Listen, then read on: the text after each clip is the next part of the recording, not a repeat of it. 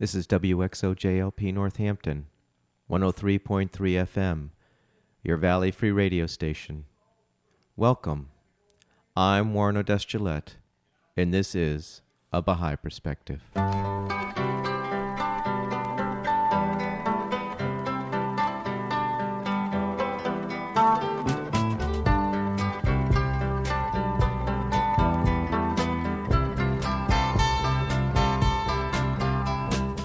A Baha'i Perspective is a radio program that presents a Baha'i perspective on life through interviews. If you want information specifically on the Baha'i faith, you're welcome to visit the website www.baha'i.org. That's BAHAI.org, or you can call the toll-free number 1-800-22-UNITE. Today I'm playing a telephone interview with Dr. Patricia McGraw, a Baha'i who has provided individual and group psychotherapy to victims of trauma and abuse for more than 25 years. She is a forensic expert in post-traumatic stress disorder and interpersonal violence and its effects. She has written 2 books, It's Not Your Fault, How Healing Relationships Change Your Brain and Can Help You Overcome a Painful Past, and her second book is called Seeking the Wisdom of the Heart, The Journey Doesn't End. I started the interview by asking Pat where she grew up, and what was it like growing up there? Well, I was born in Cuyahoga Falls, Ohio, where I lived until I was 7. And I had a brother and sister who were twins, and I was a twin, but my brother died at birth, and I had this heart condition that kept me in bed for a year when I was 5. Then I ended up in Glen Rock, Pennsylvania, which is very rural, very pretty area in southern York County, Pennsylvania, to when I left home for college. So 18, I was in Glen Rock, which is midway between York, Pennsylvania, and Hanover, kind of in the middle of nowhere, really. Very much in the middle of nowhere. Which actually I think I kind of liked, except, it was hard to have a lot of friends once you got to be a teenager. It was kind of hard on you, being so far out. But I enjoyed nature. I still like nature. I like being alone and having time to think. And what would you say your major interests were when you were in high school? I liked to write. Even then, I was an editor of the newspaper. I had an interest in spiritual matters, much more so than most teenagers did. Well, everyone at that age is interested in boys. Sure. Yeah.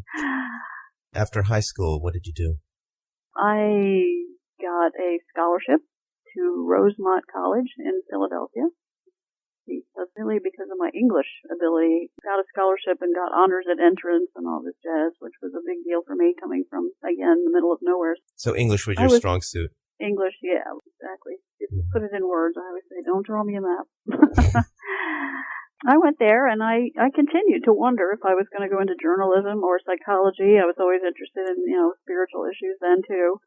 This is a Catholic college and I double majored in religion and psychology. But at the point I graduated, they said, drop your religion major because no one will ever hire a psychologist who has an interest in spiritual stuff.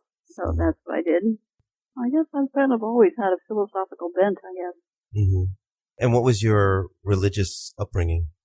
I grew up Catholic, and Rosemont was a Catholic college. I majored in, of course, religion, so I studied the world's religions, and I didn't really know what I wanted to be, so I was kind of nothing for a while. And is that pretty much the way you were raised as well? No, I was raised very Catholic. I actually played the organ. That's another interest of mine. I have a grand piano that I play very poorly and privately, but I do enjoy it. And my mother had me playing the organ at church when I was in 6th, 7th grade. Kind of funny stories because I didn't really know how to play the organ. Yeah, so then I, did a lot of searching, and after a lot of searching, went back to the Catholic Church, and about that time, I ran across the Baha'is and the Baha'i faith, and was this in college? Just really went for that. No, that was after I got married and moved to rural Kentucky. Well, first to Lexington, Kentucky, where I got my master's degree and my doctorate, and then we moved to rural Kentucky, Danville, Kentucky, that's where I stumbled on the Baha'is. Tell me how you ran into the Baha'i faith. I was working at a community mental health center there, and there were a few Baha'is who were there who just became friends of mine. And at that point, I had no interest in their religion. I couldn't even say it. I didn't know what it was, and I didn't really want to know. Sure. having already sort of done that in a way, studied everything and decided what the heck. When you studied everything, Pat, were you like drawn to anything particular, or what was your conclusion? My conclusion was that everything had something good to offer, Mm-hmm. you know what I mean? And that all, though, had become mixed into people's ideas. I suppose you could say corrupted somewhat or whatever, taken away from the real pure spiritual ideas that began the religion. Mm-hmm. And kind of mixed in with people's ideas. Certainly the Catholic Church I felt that same way about. Mm-hmm. But since I grew up as a Catholic and since I felt that I was familiar with it, and before I found about the Baha'i faith, I thought, well, since all of the religions are suffering from the same ill, I suppose I might as well stick with my traditions. Mm-hmm. But once I found the Baha'i faith, I was just shocked to find their principles were so in keeping with what I had actually concluded were my own personal principles after all this searching and reading. The equality of men and women, for instance, was the first thing that impressed me because that meant a lot to me. Mm-hmm. As a woman.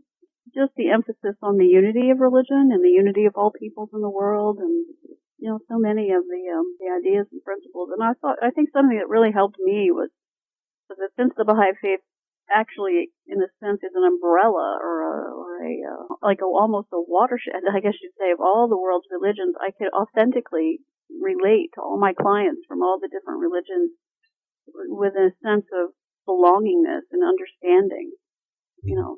Not just a tolerance or just a feel free to be wrong kind of Right. kind of approach, but really a feeling of oneness with all the peoples of the world and all the different religious backgrounds. So I really like that a lot. Inclusiveness, I guess. Mm-hmm. And what kind of work were you doing at that time? By then I was a clinical psychologist, which I basically was all the rest of my career until the last 5 years is when I've gotten into forensic psychology. Still see clients. I still, have a very small caseload. Now, when you started, did you have your own business? I've either worked in community mental health or I've had my own business. I've had 3 of my own businesses. Mm-hmm. And you started with community mental health? I started in community mental health in Danville, Kentucky, and also in Harrodsburg, Kentucky. Mm-hmm. What does that entail? You're seeing clients. Mm-hmm. You're working for a community mental health agency, of course, that works on a sliding scale and is able to see everyone, whether they can, afford to pay or not, which is very nice. It was there, really, that I became acquainted with the whole problem of trauma, of childhood abuse and sexual abuse and neglect and abandonment and all the things that really are very harmful to children and end up impacting, really, their whole life. And at that time, this is in the late 70s, early 80s. There wasn't that much interest in trauma. There was hardly any literature on it, really. This was before multiple personality was even recognized as a problem. Cornelia Wilbur was at the University of Kentucky. It was one of the early writers about multiple personality disorder. So I was really quickly felt over my head with the severity of the problems my caseload had. Terrible poverty, lots of abuse, multi-generational problems. I mean, it was challenging right from the beginning, that's for sure. And how'd you handle that? It's a good thing I was still praying. I think I actually always have relied a lot, on saying your prayers and doing your best. But at the same time, naturally, I tried to get as much training as I could, and I got involved with the people who were studying dissociation, especially a man named Richard Kluft, who was doing some of the groundbreaking research in that area. I tried to go to the training programs that I could and, just began a lifelong interest in trying to understand what trauma is and how to treat it. And what were the circumstances that caused you to migrate from community mental health to your own private practice? I had 2 babies, and you can have a more flexible schedule. It's really more personal reasons than anything else. In Kentucky, also, I got the opportunity to be the first person to ever have a private psychology practice in that whole part of the country. Really? Yeah, it was very, very rural there. We were in Danville was a town of about 13,000, but it was the regional hospital was there. And so, maybe 30, 40 doctors in that town and no private psychologist to refer to. So, that that created an opportunity. But people were surprised that I did so well since no one had ever done it before. You found out about the Baha'i faith during which phase? When you were in the... There in Danville? When I was in Danville, I mean, it was kind of for me, it's an interesting story. My friend had gone to Haifa, Israel, which is the site of the Universal House of Justice. It's the world center of the Baha'i faith. And she had traveled there and just taken pictures. And that, as people do. And she said, "Do you want to see my travel pictures?" And I'm like, "Well, sure."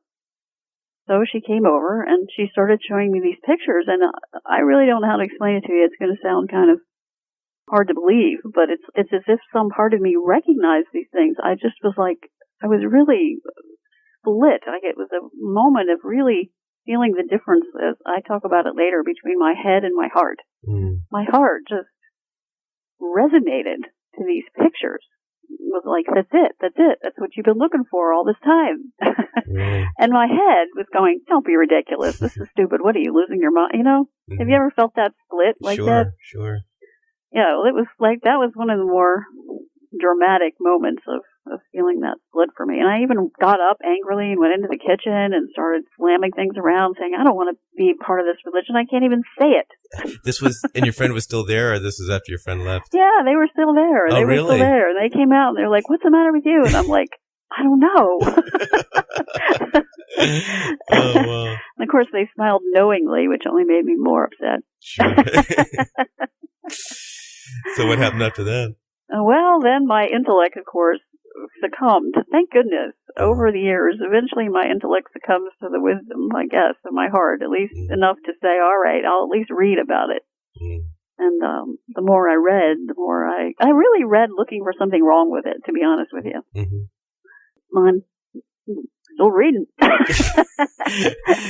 And how many years is that? That was about 25 years ago.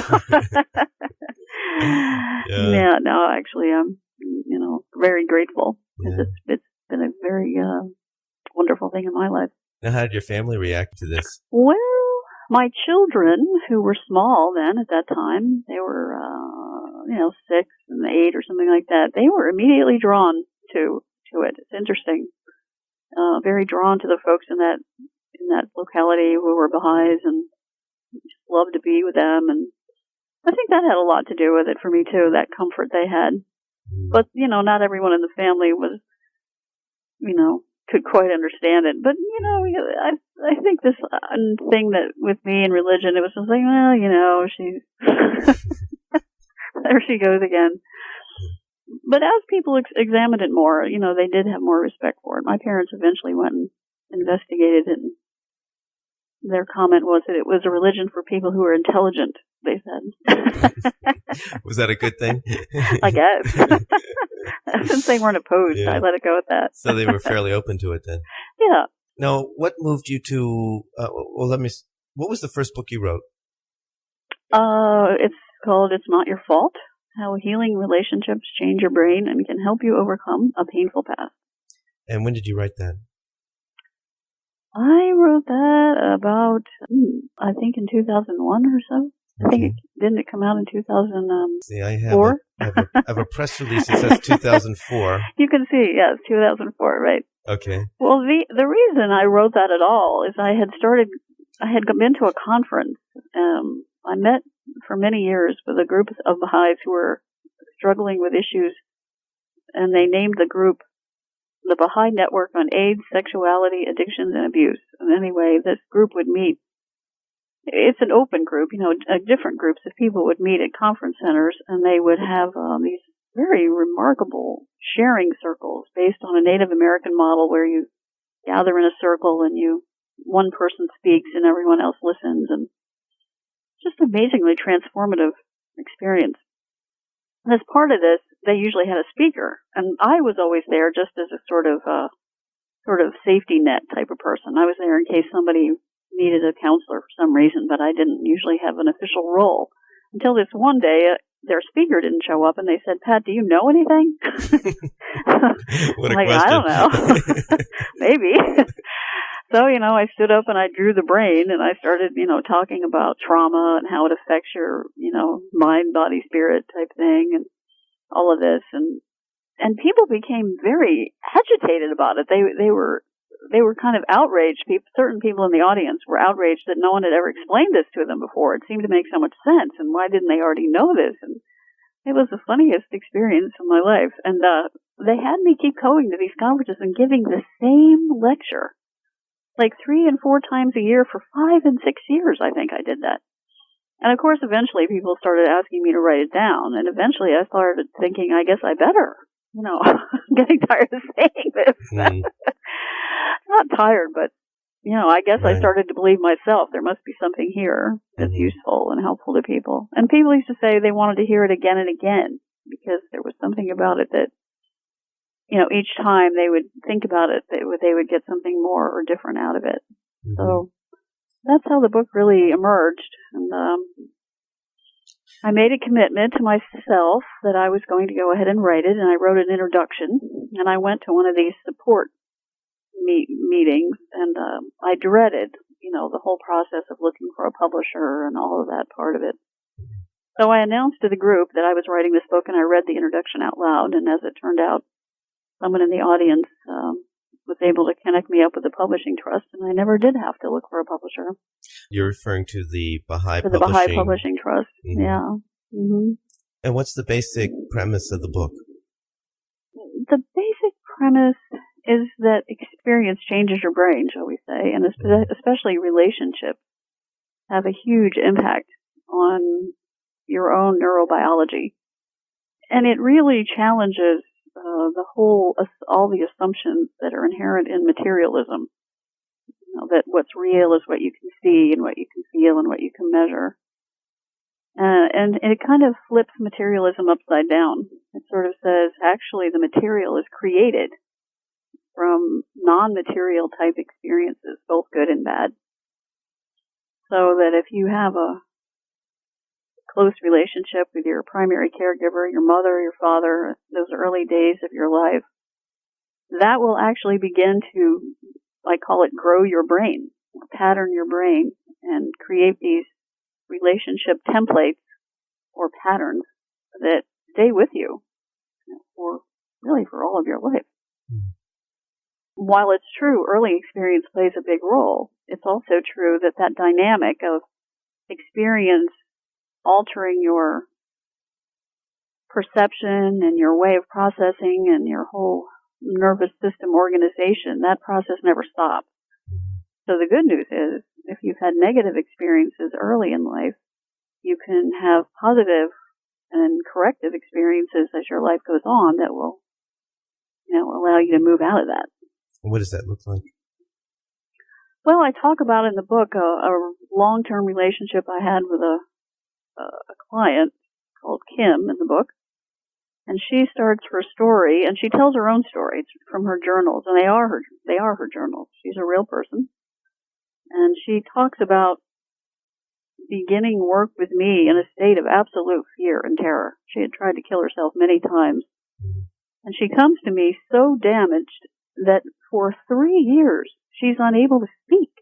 Now, she's not, you mean she's mute? Physically unable to speak, but she's so emotionally terrified and has been so hurt by so many people for so long that just being in the presence of someone who's just paying attention to her just freezes her up. And I talk about this freezing experience in the book.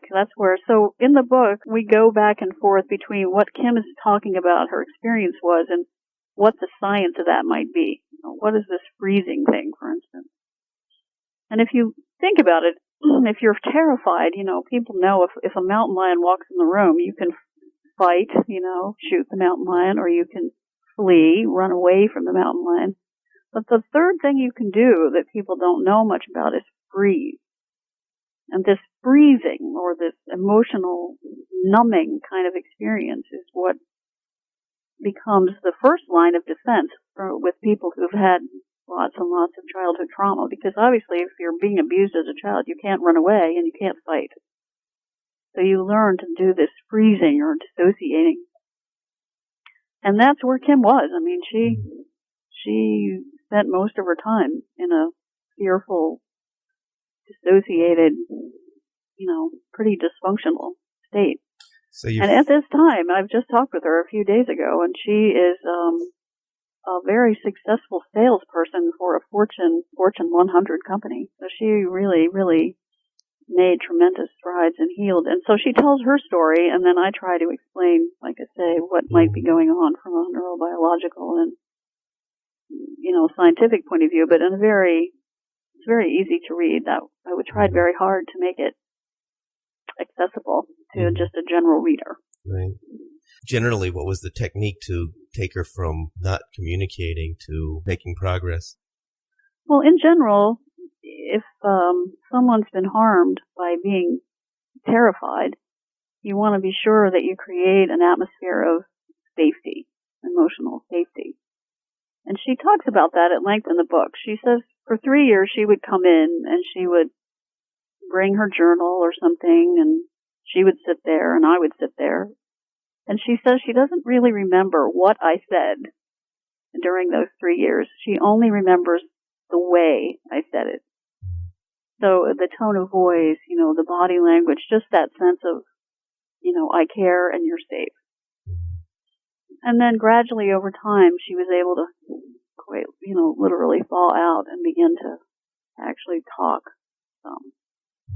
So I have really explored this whole idea of a context of emotional safety versus a context of emotional fear more and more and more over the years. And if you read a book called The Biology of Belief by Bruce Lipton, he talks about the fact that the body only has sort of two systems, and one it uses when it's in a state of fear, and it's a system that the body is trying to survive.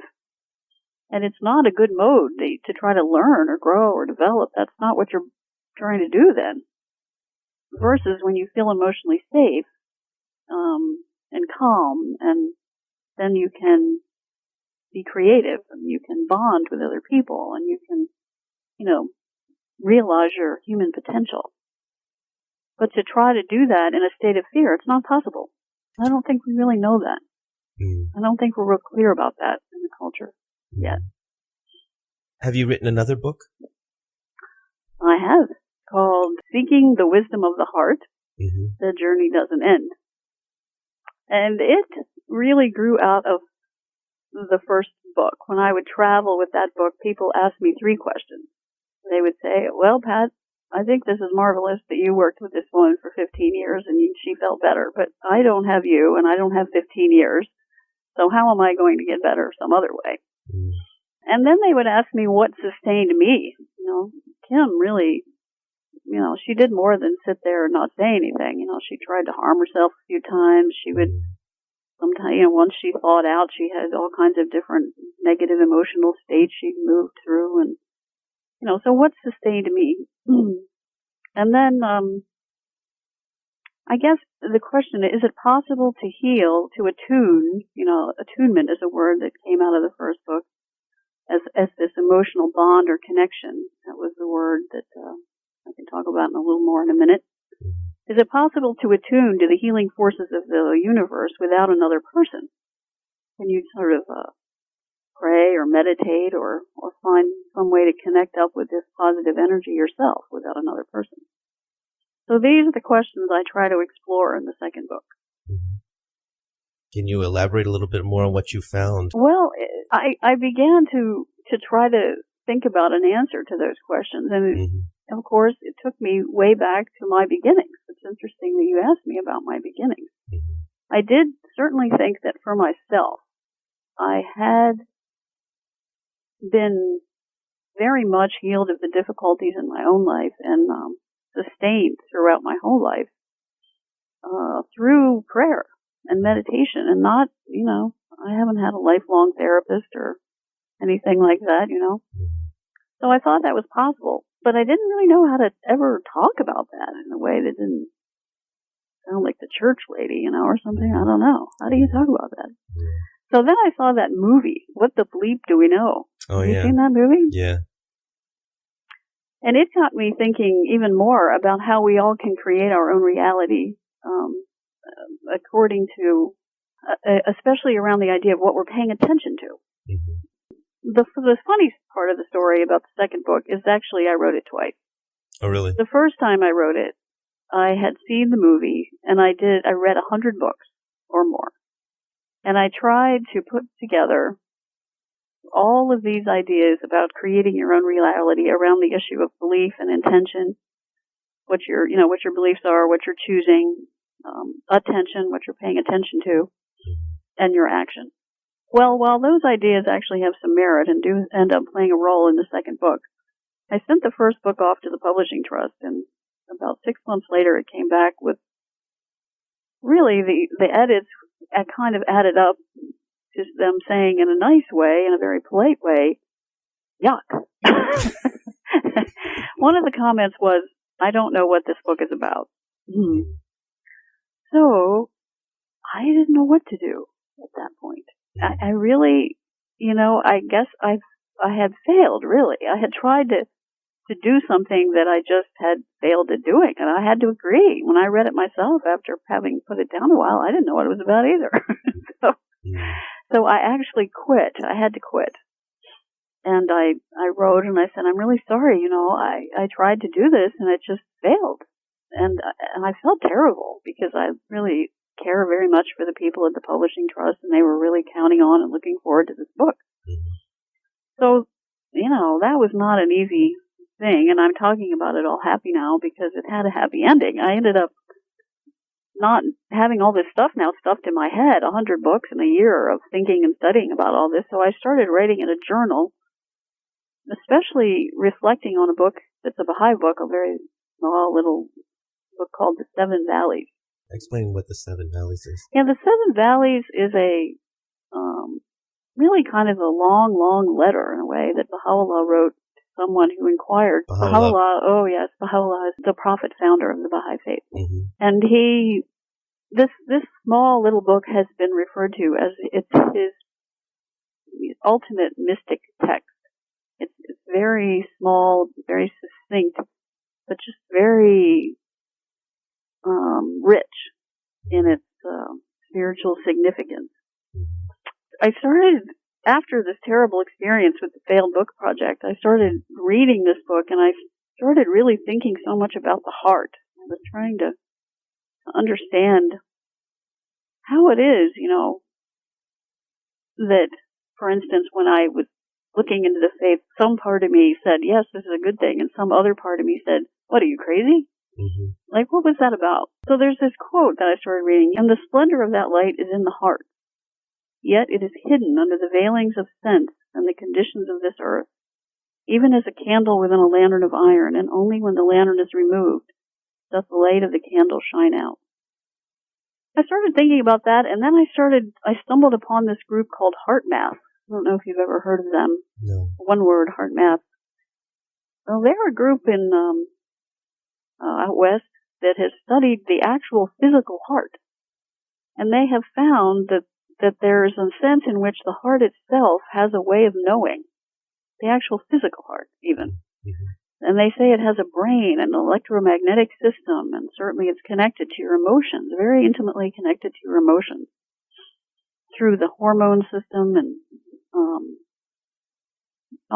many other neurochemical pathways.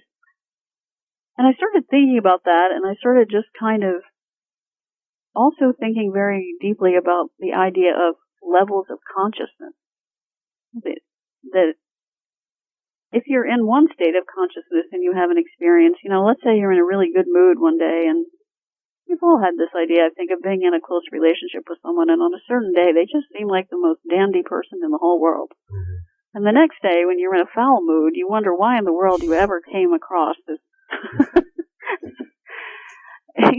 The person doesn't change, or the situation maybe doesn't change, but your mood changes, and when your mood changes, your whole experience changes, and your perceptions and everything about what you go through at that time changes. So I was trying to figure out what the heck is going on with all this. And as I'm reading The Seven Valleys, I'm becoming aware that Baha'u'llah is really talking about 7 stages or 7 levels of consciousness, with the lowest level of consciousness being pretty much where we all begin, at the material plane. And that as your spiritual development progresses, and you see and experience your life really more from your heart than from your ego or your selfish side, you begin to live life on a completely different plane and have completely different experiences. And so remember, my first book says experience changes your brain. Mm-hmm. So you see how these two things begin then to intertwine, where according to heart math, if you can become conscious of your emotional state and conscious of what you're paying attention to, conscious of what you're choosing, you can actually begin, they say, to be the architects of your own neurobiology. And what do they mean by neurobiology? Well, they mean, if I'm telling you that as a child your experiences create these nervous system templates or these patterns in your own mind and brain that then serve as patterns through which you perceive and experience life throughout your life. And if we know that you can have successive experiences through life that continue to change and alter and rearrange these templates, then certainly spiritual experiences that you choose and intend and act on purpose for the purpose of raising your consciousness are going to be equally powerful, if not more powerful, in terms of being able to change who you are. So there's certain things we can do to change our neurobiology. Mm-hmm. And what are those things? Well, your neurobiology is changed by every experience you have. Your brain is a self-organizing system. In other words, the structure in it is created through its functioning. So as you go through life, your brain keeps rearranging and reorganizing itself. It's not like a computer at all. It's a computer, of course, is not alive. And your brain and you, not really any separation between these things, you are always in a state of constant change. That's the one thing we can be sure about. So if you're always changing and you're always having experiences, the question becomes, what kind of experiences do you want to have, and how is it you want to change? In what direction? The Baha'is acknowledge that there's basically two directions you can go in. One is towards a more spiritualized self or outlook or way of living, and the other is a more material or less spiritual. I call it spiritual gravity. Okay. If you stop trying to be spiritual, you sort of fall back to the material plane. So this choice between the spiritual versus the material is one that we all can make every moment of every day, really. What can we do to sort of help us go towards spirituality and avoid the gravity of material? Well, I think at least three things you can keep in mind. There's another very interesting group called mindandlife.org. And this group assembled itself around the early conferences that were held between scientists and the Dalai Lama. I'm sure you understand, because the head of the Tibetan Buddhism. Mm-hmm.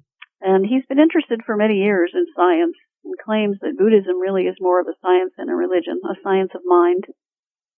And this group spoke with him at great length here in Washington, D.C. over the past year. And after many days of meeting, everyone came to the conclusion that to really begin to alter ourselves in directions that are positive, to raise our consciousness, to begin to live from this more positive state of mind, that you need three things. You need to, first of all, decide to do that. And have an intention, a conscious choice to live a spiritual life. I mean, no one can force anyone to live in some way they don't want to live. So you'd have to make a choice about that and to practice virtue. And secondly, you'd have to have some kind of spiritual practice. They talked a lot about mindfulness, meditation. Baha'is faith enjoins us to pray at least twice a day, and there's some prayers that we can choose from to say every day. So some kind of spiritual practice. And the third is some kind of group of people to help you stay on track on the first two things. So from the Baha'i perspective, naturally we have the Baha'i community that meets and, we help each other try to do practice virtue and stay on our spiritual pathway, do our spiritual practice. But all the religions of the world have that, really. If you really think about it. Yeah. Have you written another book? I haven't written another book, but I'm actually working on a third book. Okay. The third one has to do with applying these principles to groups and organizations. I've become a senior associate for a company called Idea Connection Systems. And this is a company that specializes in helping organizations innovate, be creative. And the interesting thing is that the reason the company was interested in my work is that they were finding that trauma interferes with the creative process. Just to give you a few examples, in some organizations there have been these terrible layoffs where, on one particular day maybe, suddenly a huge part of the workforce is asked to leave with no warning. And it's certainly terrible for the people who leave, but it's very interesting what it does to the people who remain. They become traumatized by this event, and the whole culture of that organization can shift from one of feeling safe and having the ability to be creative and innovative to feeling very fearful. And this shift that I talked about earlier, where really your focus is more on survival, on saving your job, on not having that happen to you. And then that really creates long-term problems for a company when the culture makes that kind of a shift. So that work is still very much in progress, very much in the incubation stage. Yeah. Now, how is it that you got interested in psychology in the first place? The psychologist, to me, was fascinating. I really don't like to be bored. And I have to admit, I've been really, really happy with my career choice all my life because people are never-endingly interesting. I always say brains are like snowflakes. People are like snowflakes. Everyone's different. So you're never bored. Yeah. So what else you got going into the future for you? Well, I think the thing I'm most, of course, I'm still doing the forensic psychology, which is very interesting, and I'll be keeping going with that. And I think the thing I'm really the most excited about right now, though, is this, is the work with Idea Connection Systems and trying to work with the organization and groups and see how these ideas play out there. I've recently given talks at the World Bank, at the Inter-American Development Bank, and they're going to be having me come back and do some more talking because they're seeing applications for this information in their organization. So I'm still trying to understand that. I remember how I said my whole work began with giving a talk and being mystified that people kept wanting to hear it again and again. Right. Now I'm kind of re-experiencing that on the organizational level. I can understand how these ideas apply to individuals. I'm still developing an understanding of how they apply to groups and organizations. So now, are you coming up with frontier? Right? Are you coming up with tools and techniques for addressing these traumatic issues? And if so, what are you coming up with?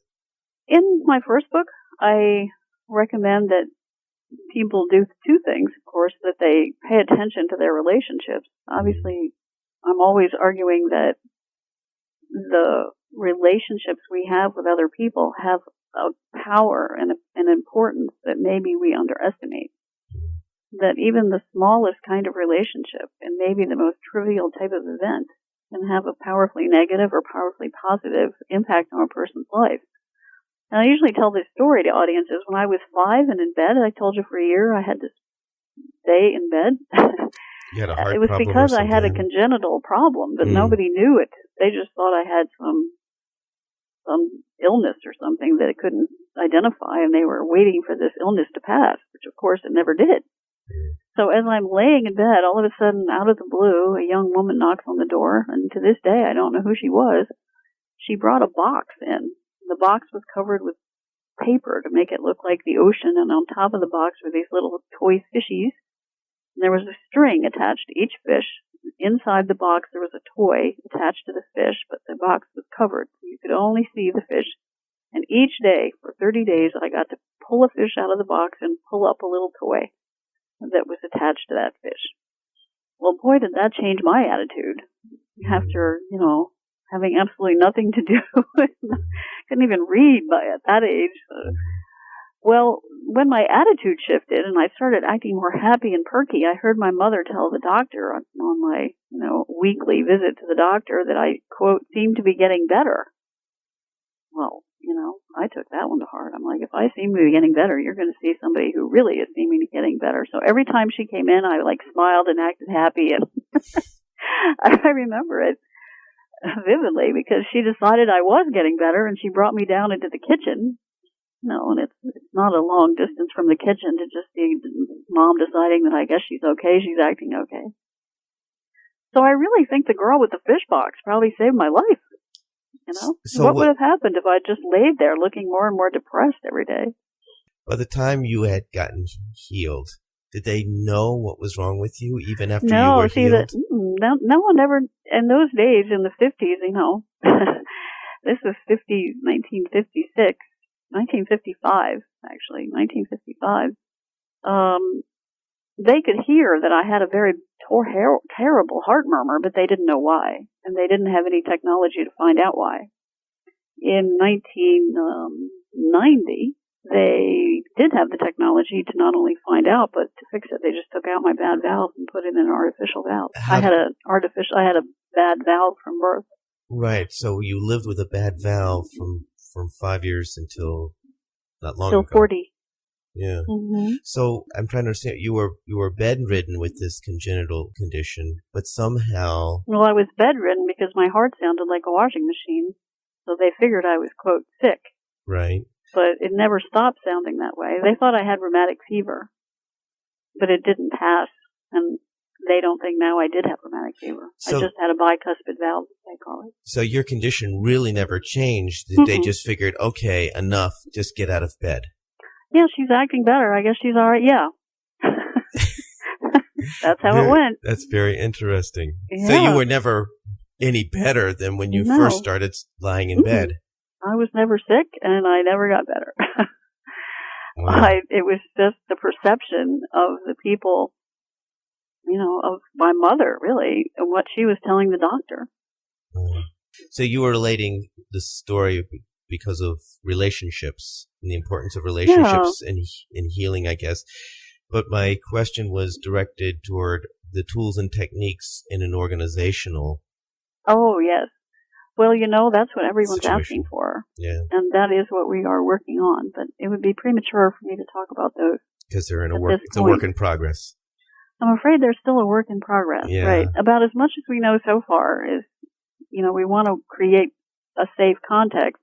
Mm-hmm. And, Bob Rosenfeld is the head of the company, and he's written a book called Making the Invisible Visible, where he talks about the principles of innovation.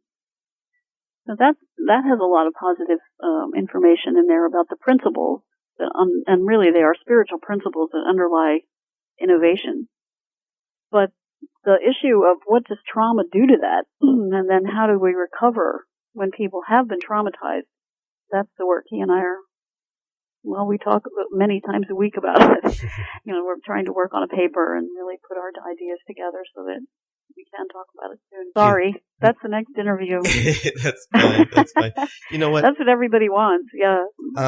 On your second book, Seeking the Wisdom of the Heart, The Journey Doesn't End. One way to look at my second book is that it's about spiritual development, which of course doesn't end, and that it's about levels of consciousness. And naturally, there's no end to your ability to continue to refine and develop your state of consciousness higher and higher. And my understanding is that spiritual development doesn't end because even as this life ends, you move into other worlds of God, the Baha'i faith calls them, the next life or lives that allow you to continue on with your spiritual development. So, but I think, even if you are not so spiritually minded, maybe, that you want to look at it that way, part of what I'm talking about is something that's very popular in all of the literature today, positive psychology, and everyone's looking at the notion of whether or not it's possible to be happy on the inside, even when circumstances on the outside are anything but positive. And of course, I'm arguing in this book that you can, because if you tune in and attune to this spiritual or this reservoir of potential and universal, the goodness, the universal positive forces that hold the whole universe together, that if you tune into that, you're going to feel a spiritual happiness and contentment, even perhaps in the midst of very difficult and challenging and negative external circumstances. And the psychology literature bears that out. They talk about resilience, psychological resilience.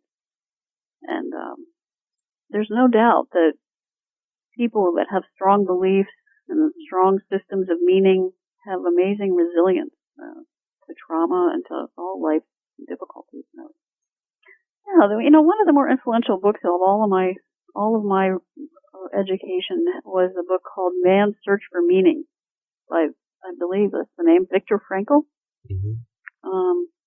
That's a classic book, been out a long time, and he talks about his experiences in a concentration camp.